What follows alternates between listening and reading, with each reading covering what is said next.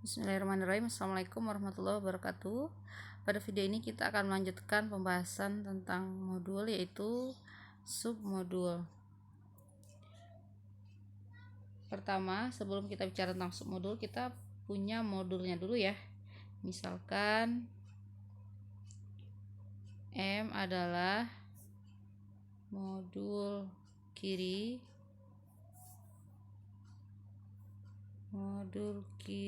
atas R. Kemudian kita misalkan juga dan L subset dari M, lalu L disebut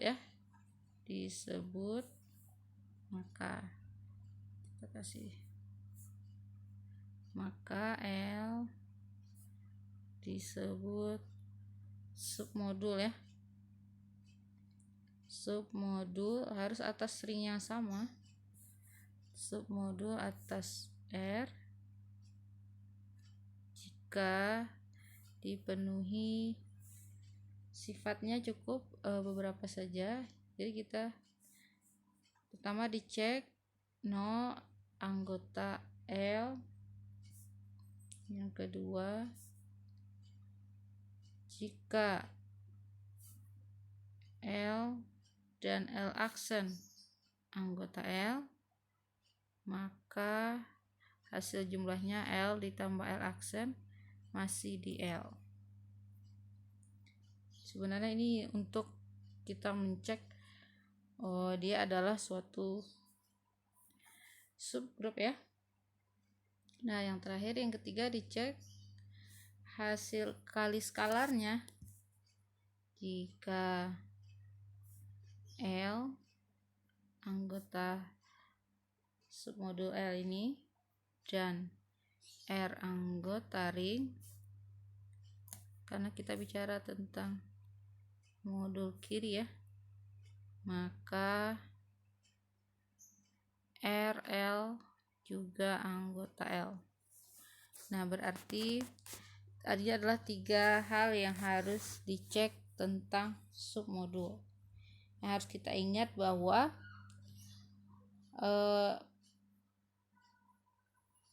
suatu submodul ini dia merupakan suatu modul juga terhadap R ya, terhadap ring yang sama.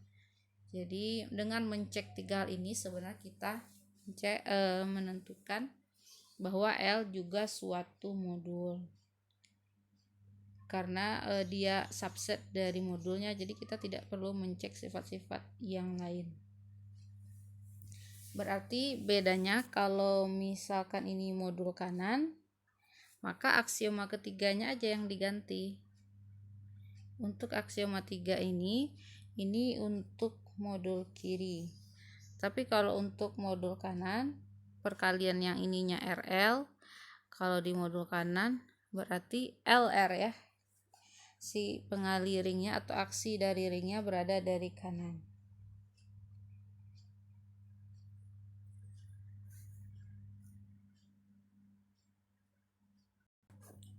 Ya, seperti sebelumnya, jika R ringnya itu komutatif, ini komutatifnya terhadap perkalian ya, maka modul kiri M bisa juga akan sama dengan modul kanan ya.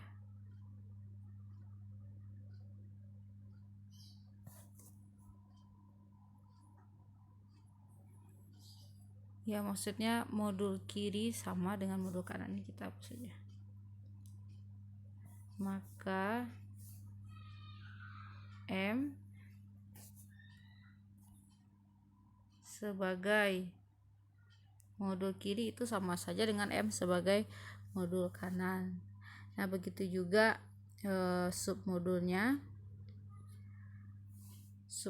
kirinya sama aja dengan submodul kanan. Kemudian seperti yang kita sudah belajar tentang grup juga yang harus kita jadi catatan ya. Ini yang pertama. Yang keduanya adalah kita bisa memandang M juga submodul dari dirinya sendiri. Submodul dari dirinya sendiri ya, maksudnya dirinya itu sendiri. Kita tahu bahwa dalam himpunan tuh berlaku M subset dari M ya. Suatu himpunan adalah subset dirinya sendiri. Jadi ini juga merupakan submodul. Jadi M adalah submodul atas dirinya sendiri. Nah, untuk submodul yang tidak sama,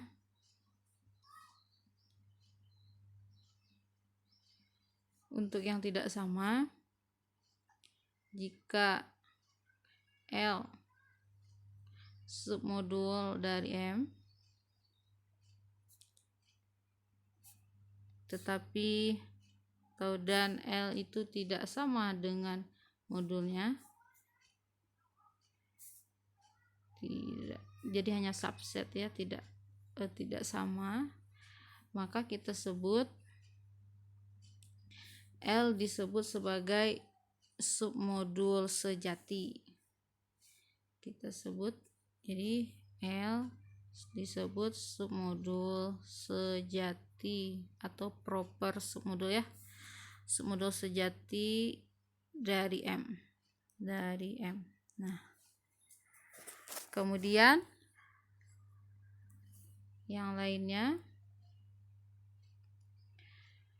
bahwa sembarang modul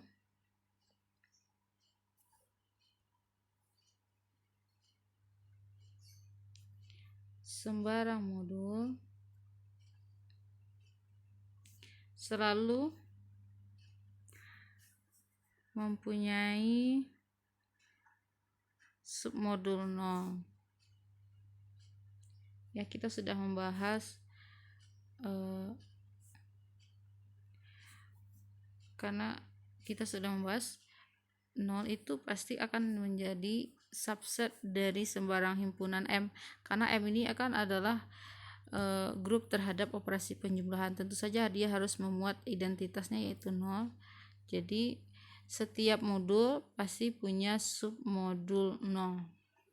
Nah, atau kita juga menulis sebelumnya bahwa 0 adalah yang ini, kita menulisnya sebelumnya sebagai 0 aja. Submodul 0 isinya sebenarnya adalah himpunan dengan satu elemen yaitu 0 sebagai identitas terhadap penjumlahan.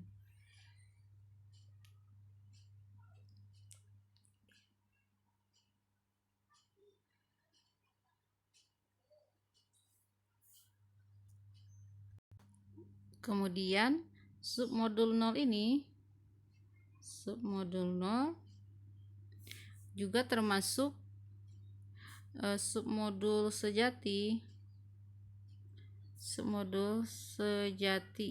dari M ya, kecuali M-nya adalah modul 0. Kalau M-nya modul 0 tentu dia nggak punya submodul sejati ya. Jadi kalau submodul sejati tadi definisinya adalah submodul yang tidak sama dengan modulnya ya. Tetapi kalau modulnya sendiri modul 0, tentu dia tidak punya submodul sejati.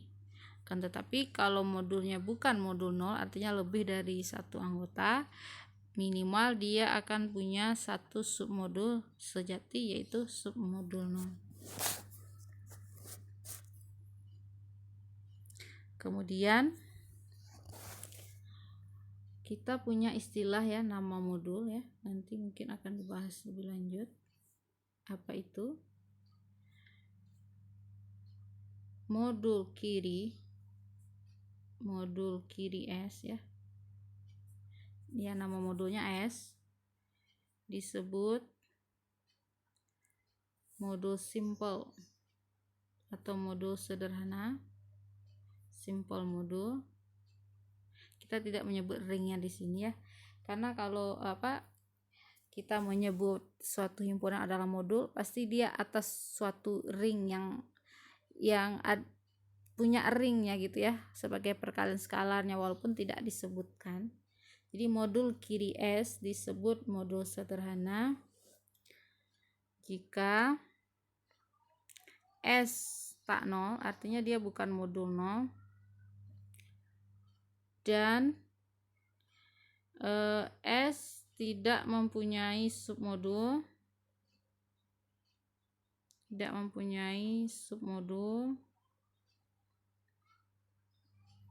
kecuali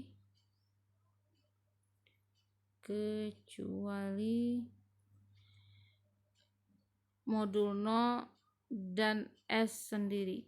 Nah, jadi modul sederhana itu dia hanya mempunyai dua submodul, yaitu dirinya sendiri dan modul 0. Nah, ini kalau kita bicara seperti bilangan prima ya. Kalau bilangan prima tuh hanya punya dua faktor, yaitu 1 dan dirinya sendiri. Nah, mirip-mirip seperti itu. Tapi kalau modul, kita bicara tentang modul sederhana, itu adalah modul yang hanya mempunyai dua submodul ya, tepat dua submodul, yaitu modul 0 dan dirinya sendiri. Jadi S-nya haruslah bukan modul 0. Kalau modul 0 dia hanya punya submodulnya cuma ada satu, yaitu dirinya sendiri gitu. Sama seperti kenapa 1 bukan bilangan prima, karena tidak masuk kriteria definisi bilangan prima. Karena kalau bilangan prima harus punya dua faktor, sementara 1 hanya punya satu faktor, yaitu dirinya sendiri. Nah, seperti itu. Kita akan melihat beberapa contoh submodul. Sebelum kita masuk ke contoh ya, pada video sebelumnya kita sudah melihat beberapa contoh modul gitu, dan kita juga sudah mendefinisikan, dan kita tahu bahwa ada beberapa modul itu yang merupakan himpunan yang saling subset, seperti contoh ya. Nah, Z adalah, nah di sini dia harus terhadap ring yang sama ya. Pertama saya ingin menyampaikan bahwa untuk sembarang grup ya, untuk sembarang grup aditif tentunya juga abelian M selalu dapat dipandang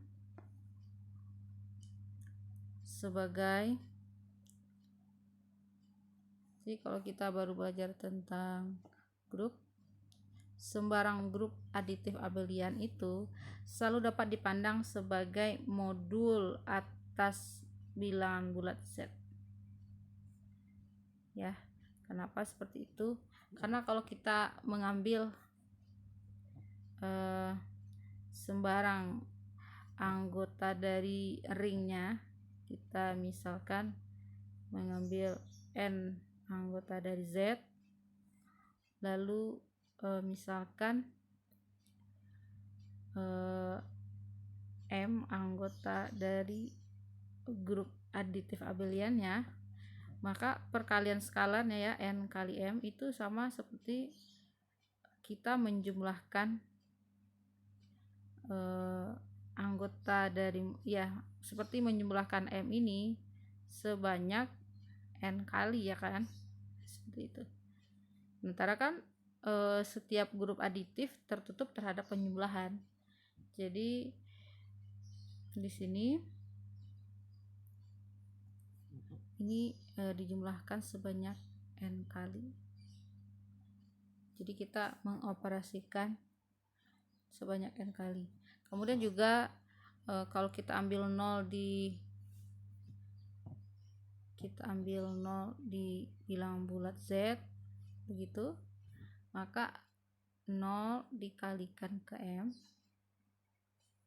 seperti itu.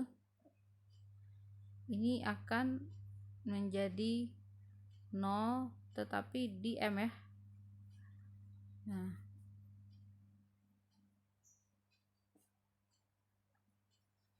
jadi ini 0 yang berbeda, satu 0 sebagai bilangan bulat, satu lagi adalah 0 yang kedua yang kita tulis ini adalah 0 pada grupnya, grup aditifnya seperti itu. Karena kan grup aditif juga ada misalkan matriks misalnya. Nah, jadi 0 di sini adalah 0 matriks, tapi 0 di sini adalah 0 sebagai bilangan bulat. Kita bisa mengalihkan gitu. Kemudian kalau untuk n-nya bilangan bulat negatif, kita bisa memandang bahwa yaitu sebagai ya misalkan n-nya bilangan negatif min n kali m gitu. Ya ini bisa dipandang sebagai ya menjumlahkan si M atau anggota dari modulnya menjumlahkan negatif-negatif dari M seperti itu, negatif dari NM-nya yang sudah kita definisikan sebelumnya. Kemudian setiap anggota grup aditif tentu punya lawannya atau inverse-nya atau negatifnya. Nah, jadi sembarang grup aditif itu grup aditif abelian selalu dapat dipandang sebagai modul atas Z. Nah, kalau sebelumnya kan kita di video pertama memberi contoh ada yang tidak modul atas Q, tidak modul atas real ya. Tapi beberapa contohnya. Jadi sekarang kita mau mendefinisikan contoh dari ya sekarang kita ingin melihat modul atas Z ya. Itu ada submodulnya seperti ini. Kita tahu bahwa Z itu kan subset dari bilangan rasional dan juga merupakan subset dari bilangan real. Jadi kita bisa menyatakan bahwa Z submodul dari Q ya atas ring ya. Kalau kita mau sebut lagi ringnya, tapi kalau kita tidak sebut ringnya karena kita sudah tahu bahwa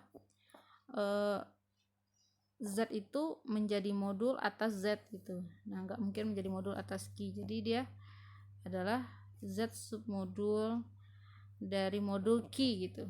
Jadi kita memandang Z itu sebagai submodul dari himpunan modul bilangan rasional.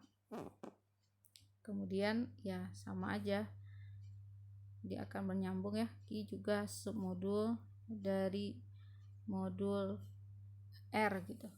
Nah, di sini kita memandang modul yang kita sebut di sini adalah modul atas bilangan bulat Z. Seperti itu. Jadi untuk sembarang ya sebenarnya kalau kita misalkan punya A, contoh A adalah sembarang grup aditif abelian.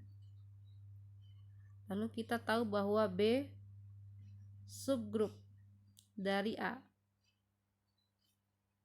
Nah, seperti itu. B subgrup dari A, maka kita bisa memandangnya bahwa kesimpulannya B bisa menjadi submodul ya. Submodul dari A. Ya. Ini kita bicara tentang ringnya bilangan bulat karena tadi sudah disampaikan bahwa grup aditif itu selalu bisa menjadi modul atas ring bilangan bulat Z ya, seperti itu.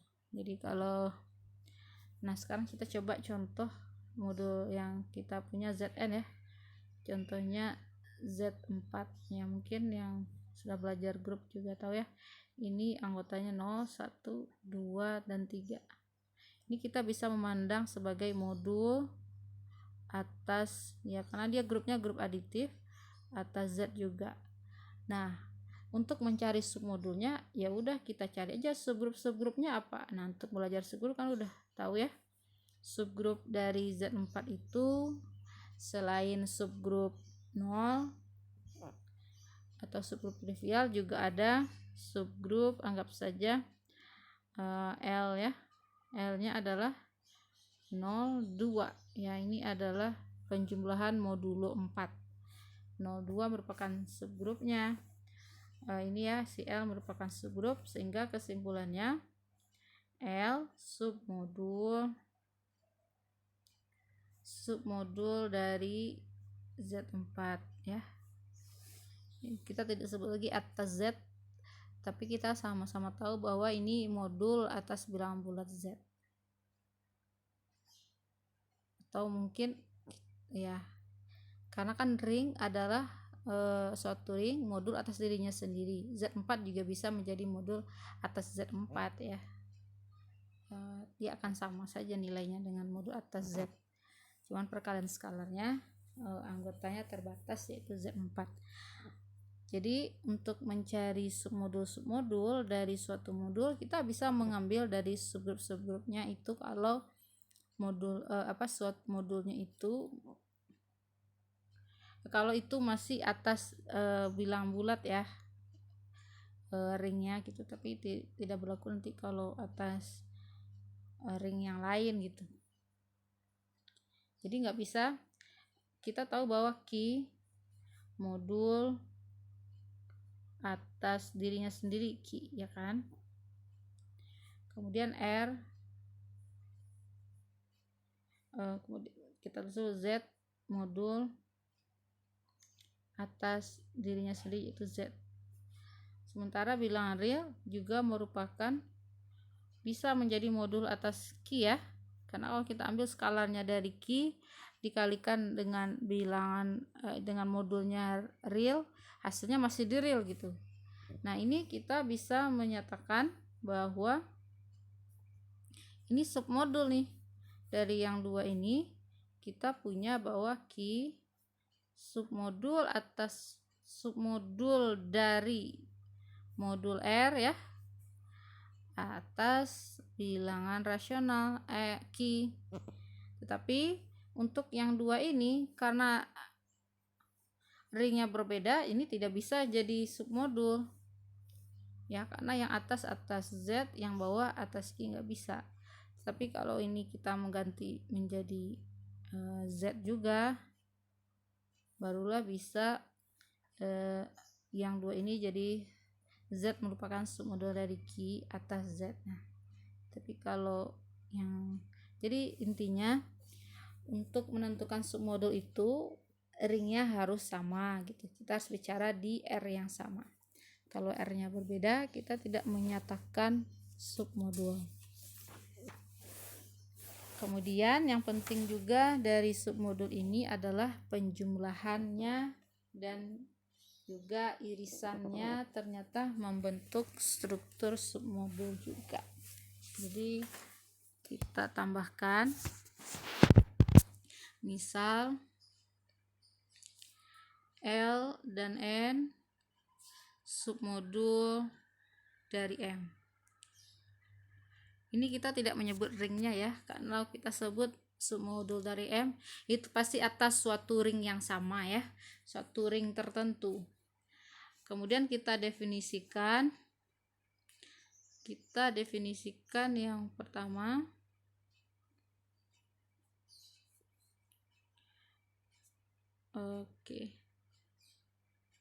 pertama adalah L ditambah N. Itu kita definisikan sebagai L tambah N, di mana L-nya ada di L dan N kecil ini ada di submodul yang N. Kemudian irisannya juga kita definisikan.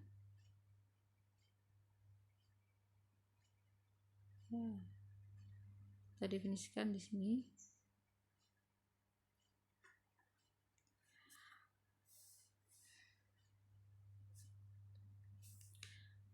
Adalah L irisan N itu X, di mana X-nya ada di L dan X-nya juga ada di N. Jadi ya kalau mendefinisikan irisan sudah tahu ya.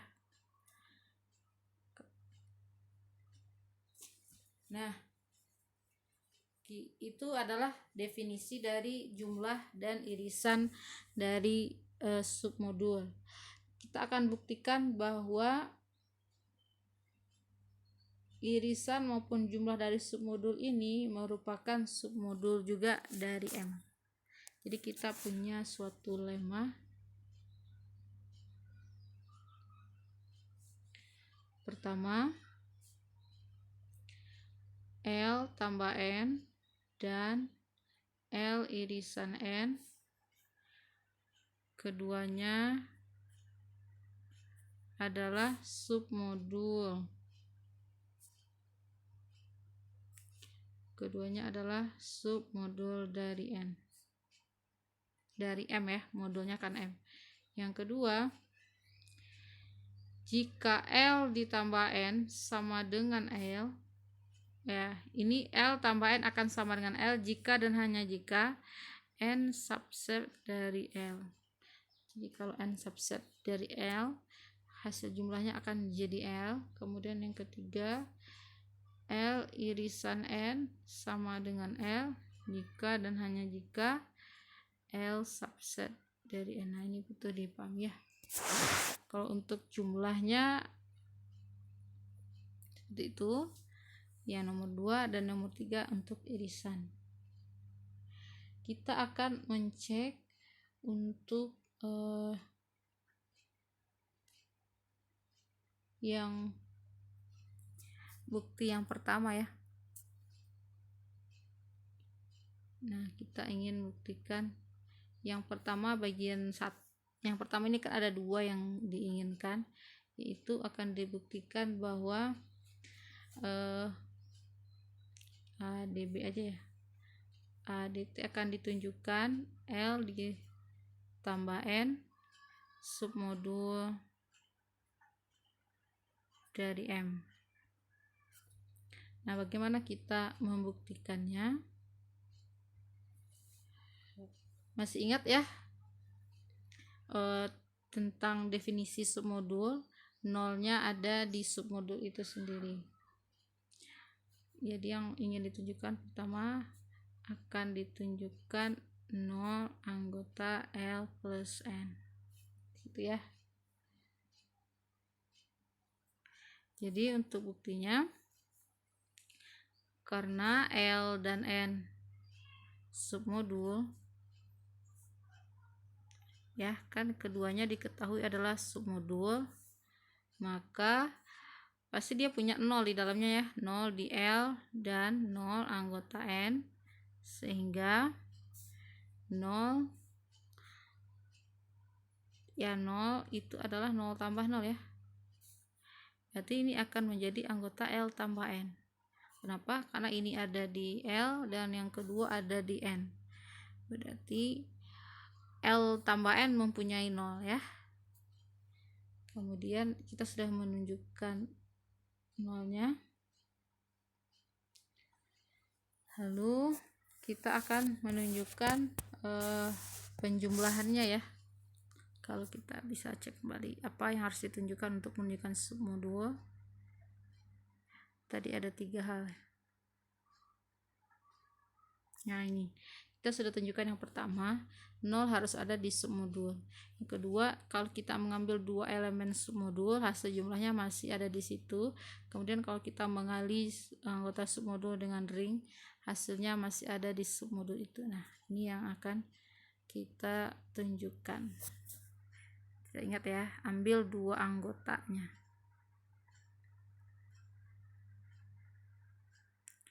Untuk bagian yang kedua, misal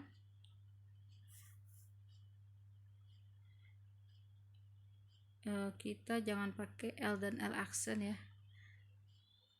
pakai lambang yang lain saja. Misalkan misal M aksen anggota dari L tambah N ya, maka bisa kita tulis karena M anggota L tambah N, berarti ini sama dengan L ditambah N, dan si M aksennya bisa ditulis sebagai L aksen tambah N aksen.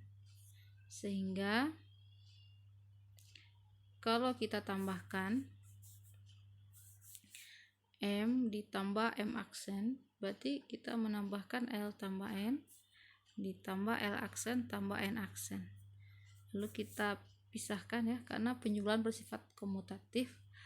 L ditambah L aksen, ya kita tukar yang dua ini posisinya. L aksennya sama N ditukar tempat, nih N aksen. Nah, kemudian kita tahu bahwa ini kita sebutkan di mana L-nya dan L aksen anggota L, N dan N aksen anggota N ya. Sehingga ini L tambah L aksen sudah jelas anggota L karena dia merupakan submodul. N ditambah N aksen juga merupakan anggota N, sehingga kedua ini merupakan anggota L tambah N. Kesimpulannya, M tambah M aksen adalah anggota L tambah N. Nah, jadi jumlahnya syarat kedua sudah kita penuhi. Kemudian syarat yang ketiga, kalau kita misalkan mengambil M ya, kita sambil M di L tambah N dan kita ambil anggota ringnya, kita akan tunjukkan RM ada di L tambah N juga. Jadi maka kita bisa menulis M sebagai L tambah N untuk suatu, ya udah tahu ya, L di L besar dan N di N. Sehingga kalau kita mengali ini, kita dari kiri aja ya, kita kali R dengan M, ini sama saja dengan R dikali L tambah N, kita ganti M nya. Kemudian keduanya kan merupakan anggota dari M juga ya masing-masingnya, sehingga berlaku dalam perkalian ini menjadi RL tambah RN. Nah, karena L nya submodul, jadi karena L nya submodul berarti RL ada di L, RN ada juga di N. Jadi kesimpulannya RM ada di L tambah N. Nah, jadi terbukti bahwa L tambah N merupakan submodul dari M. Kalian sebenarnya bisa mencoba untuk yang bentuk kedua, akan ditunjukkan L irisan N submodul dari M ya. Nah, langkahnya sama yang seperti tadi, akan ditunjukkan 0 ada di L dan L irisan N ya, karena L dan N nya submodul, pastinya 0 ada di L dan 0 ada di N ya, karena keduanya merupakan submodul, sehingga 0 sama dengan 0 ada di L irisan N, karena irisan itu artinya ada di dua-duanya ya kan ya. Nah, jadi kita sudah cukup begitu aja. Sebenarnya dibilang L dan N nya kan merupakan submodul ya, mungkin lebih cepatnya kalau yang lebih bagus ya, karena L dan N submodul berarti dia punya elemen 0 ya, seperti yang sebelumnya ya, sama dengan yang tadi kita tunjukkan yang bagian A ini. Karena submodul dia punya elemen 0. Ini juga sama, karena L dan N submodul maka 0 ada di L dan 0 ada di N, sehingga 0 merupakan irisan dari L dan N. Jadi 0 juga ada di L irisan N. Irisan itu artinya ada di dua-duanya. Kemudian yang kedua, misal kita ambil dua anggota ya, M aksen anggota dari L irisan N. Apa artinya ada irisannya? Maka karena irisan berarti M anggota dari L irisan N dan ya ini sama aja ya, kayak gitu maksudnya. M ada di L, ya kedua-duanya ada di L dan ada di N juga karena kita mengambil di irisannya. Berarti M aksen anggota L, makna dari irisan ya, dan M aksen anggota N, sehingga apa, M tambah M aksen anggota L ya, karena L nya submodul. M tambah M aksen juga ada di N, karena dia juga submodul, hasil jumlahnya tertutup. Akibatnya karena M tambah M aksen ada di dua-duanya, dia berada di L irisan N. Nah, seperti itu. Dan yang terakhir, kita ingin menunjukkan perkaliannya ya. Misal M anggota L irisan N dan R kecil ini anggota ring. Maka M ada di L ya, karena dia anggota irisan, dan juga M ada di N, sehingga atau gini ya, kita tulis dulu, karena L dan N submodul,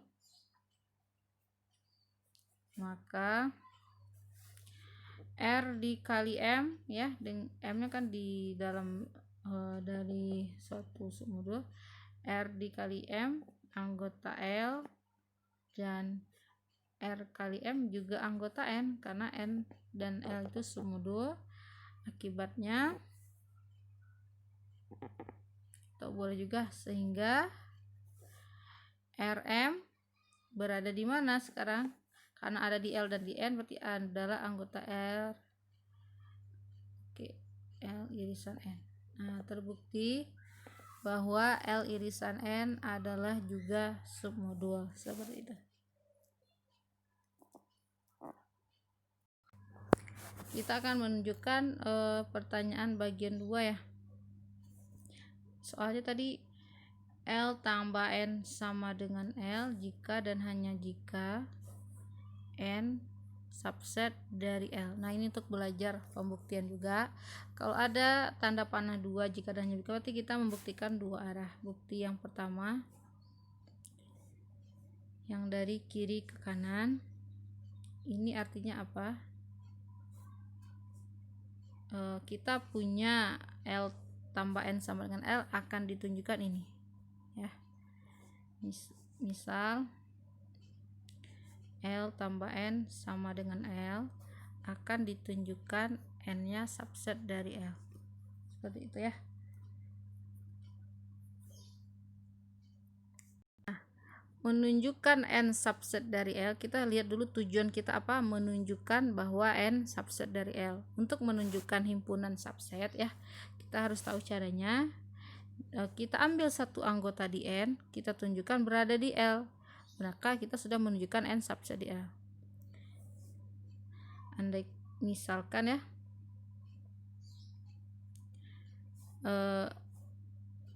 atau ambil sembarang boleh juga. Jadi berlaku untuk semua anggota, ambil sembarang N di N. Maka kita tahu bahwa N itu sifatnya sama dengan 0 ditambah N ya. Ini penjumlahan terhadap ini, berarti ini menjadi anggota L tambah N. Kenapa? karena kita sudah menyatakan n sebagai penjumlahan. Ini 0 ada di L, sementara ini ada di N. Berarti kedua-duanya 0 tambah N berada di L tambah N. Jadi kesimpulannya N yang tadinya di N adalah anggota dari L tambah N, ya kan? Nah, sementara kita memisalkan L tambah N adalah L. Jadi kesimpulannya diperoleh N berada di L. Jadi terbukti bahwa N subset dari L. Nah, sederhana ya. Jadi untuk membuktikan subset itu caranya ambil satu anggota di himpunan yang pertama, tunjukkan berada di himpunan yang kedua. Nah, ketika kita mengambil sembarang anggota di N, bisa dinyatakan sebagai L tambah N ya. Sementara kita sudah misalkan bahwa L tambah N itu L. Nah, jadi diperoleh kesimpulan bahwa terbukti N subset dari L. Nah, arah yang kedua yang akan kita tunjukkan, kalau panahnya ke kiri artinya kita punya yang di sebelah kanan, kita tunjukkan yang di kiri. Apa yang kita punya? Misal N subset dari L akan ditunjukkan L tambah N sama dengan L. Nah,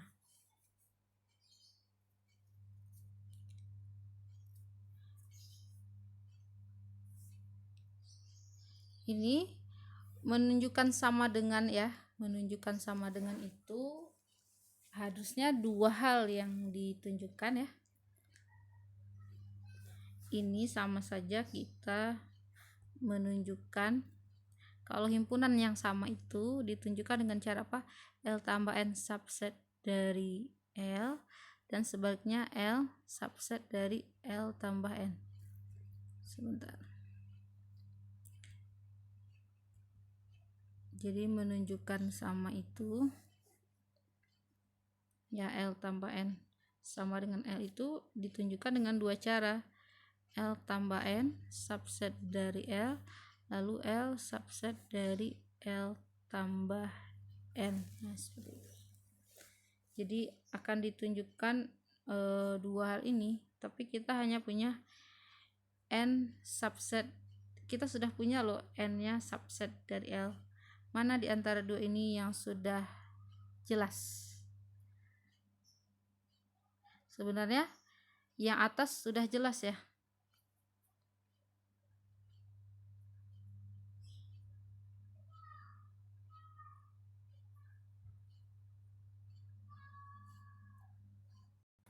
Ya, kalau belum jelas kita perjelas saja. Ya, gimana ini kita juga belajar tentang teori himpunan di sini ya. Cuman ada tambahan, himpunannya sudah diberi struktur yaitu submodul gitu. Nah, kalau kita ingin menunjukkan ini sebagai yang pertama ya, kita ingin menunjukkan L tambah N subset dari itu ya, kita misalkan saja ambil sebuah anggota sama seperti menunjukkan subset yang tadi. Yang ini ambil sebuah anggota di kiri, tunjukkan juga berada di kanan. Jadi kita misalkan L tambah N anggota L plus N, begitu ya.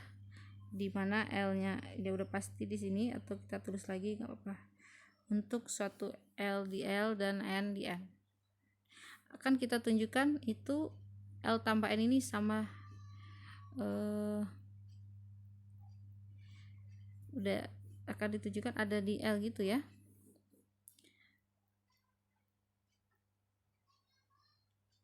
Tapi kita sudah punya N nya subset dari L. Nah, di sini coba lihat L plus N itu oke. Mungkin kita gini, karena N besar tadi sudah diketahui subset dari L, jelas N tadi kan ada di N, juga anggota L ya. Maka N kecil pasti berada di L juga karena dia merupakan subset dari L. Sehingga L tambah N, sebenarnya kita menjumlahkan dua anggota L sekarang. Anggota dari L ditambah N, ini kita menjumlahkan dua anggota L, sementara L adalah submodul, pasti ini menjadi anggota L. Kenapa jadi anggota L? Karena ini ada di L, N-nya juga ada di L, menjumlahkan dua anggota di L, maka hasilnya masih ada di L disebabkan L-nya submodul.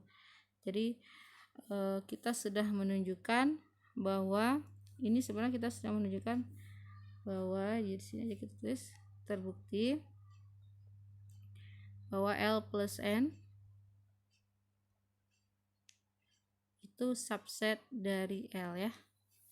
Nah, untuk sebaliknya L subset dari L plus N,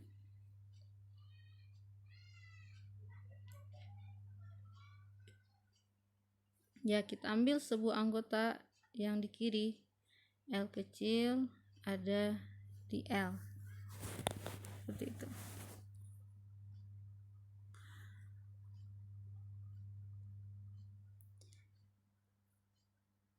Ya, ini yang sama aja dengan yang sebelumnya. Ya, ini makanya yang ini tidak perlu ditunjukkan, sebenarnya L sama dengan L plus 0. Ya, seperti bagian yang A tadi. Ini anggota L plus N karena kita bisa memandang 0 sebagai anggota N. Jadi kesimpulannya L terbukti ya. Kita sudah mengambil anggota di L, ternyata juga berada di L plus N. Nah, jadi terbukti bahwa L subset dari L plus N. Nah, sebenarnya ini untuk belajar aja ya, belajar bagaimana terurut dalam membuktikan himpunan. Nah, untuk bagian ketiga tidak dibuktikan di sini, boleh kalian coba ya. Ini. Jadi kan lemanya ada 3 buah, yang ini nih. Untuk L beriris dengan N. Ya, ini kalau secara himpunan aja ya. Coba kalau L irisan N-nya adalah L. Sebenarnya kan bisa kita lihat L-nya lebih besar ya himpunannya. Sebentar, L-nya di dalam ya begitu. Ininya N, yang di luar N, yang lebih kecil adalah N.